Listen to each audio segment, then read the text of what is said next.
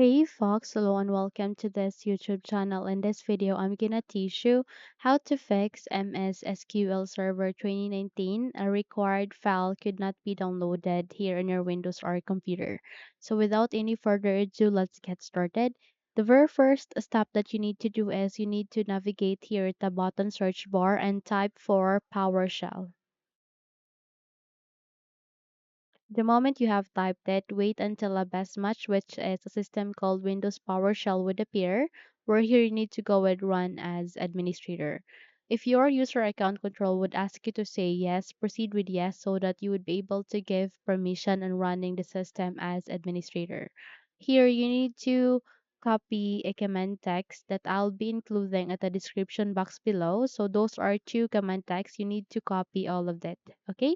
So the very first command text that you need to type or paste is this: set dash IT property space dash path space apostrophe HKLM colon backward slash software backward slash wow 6432 node backward slash Microsoft backward slash dot NetFramework backward slash v4 dot 0.30319 apostrophe space dash name space apostrophe SCHUseStrongCrypto apostrophe space dash value space apostrophe one apostrophe space dash type space Dword.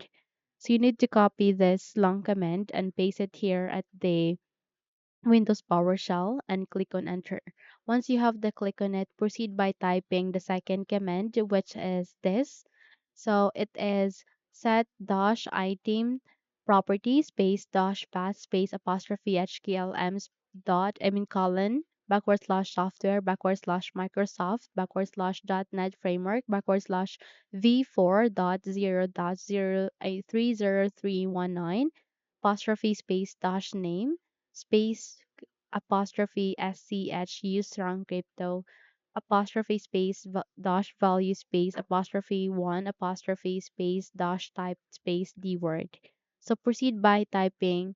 You can type that if you want to, and you can also paste it here at the Windows PowerShell. So just have to type all of these commands one by one and wait until the process would be done. So please make sure that you don't close this window if the process is still ongoing. Okay?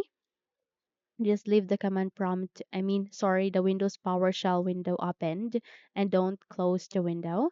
And once you're done, please close this window and restart your computer.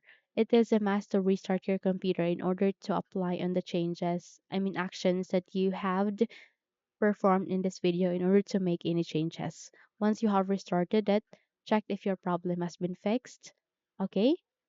So that's it. If you think this video helped you a lot, then don't forget to subscribe, hit the like button as well as the bell icon to be updated for more tutorials like this. Thank you for watching this video and have a good day.